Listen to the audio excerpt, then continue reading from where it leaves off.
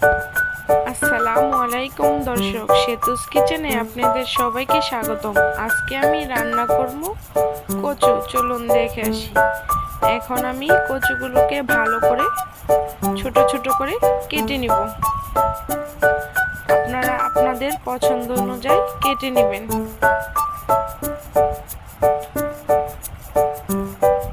একটি একটি করে সবগুলো কচু আমি কেটে নিব।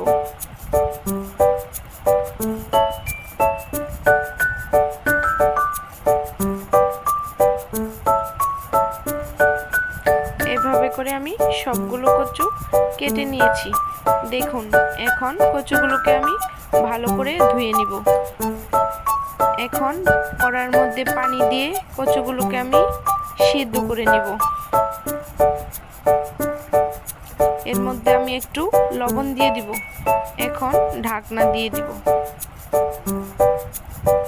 এখন ভালো করে আমি কচুগুলোকে সিদ্ধ করে নিব।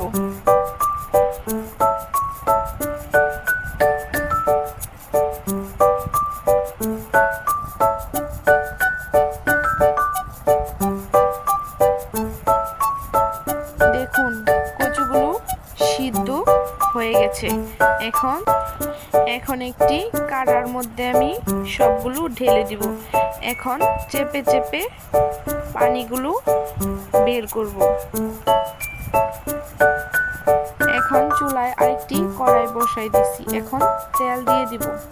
পেঁয়াজ কুচি, রসুন বাটা একটু ভালো করে ভেজে নিব। ভাজা হয়ে গেছে। এখন পানি দিয়ে দিব। এখন লবণ, ধনিয়া, হলুদ গুঁড়ো, মরিচ গুঁড়া সবগুলো একসাথে ভালো করে মিশিয়ে নিব। এখন চিংড়ি মাছগুলো দিয়ে দিব। এখন নেড়ে চেড়ে কষিয়ে নিব। দেখুন, কষানো হয়ে গেছে। উপরে তেলগুলো ভেসে উঠেছে। এখন কচুগুলো দিয়ে দিব।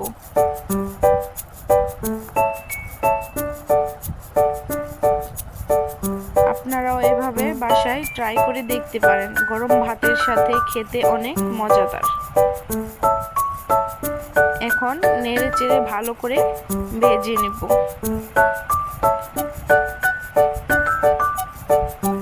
একটু পরপর নেড়ে দিতে হবে, তা না হলে তলে লেগে যাবে।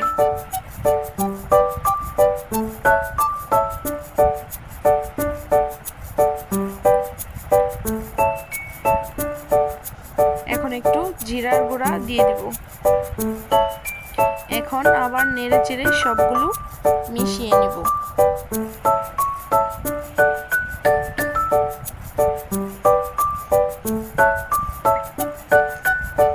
এখন আমি আরেকটা কড়াইয়ের মধ্যে দিয়ে দিয়েছি। এই কড়াইটা তেল তেলা, তার জন্য আমি ভালো করে ভেজে নেব।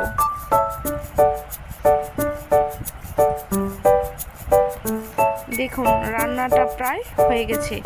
এখন চুলা থেকে নামিয়ে নিব। দেখুন, রান্নাটা অনেক মজাদার হয়েছে। ভিডিওটি ভালো লাগলে লাইক, কমেন্ট, সাবস্ক্রাইব করে পাশে থাকবেন।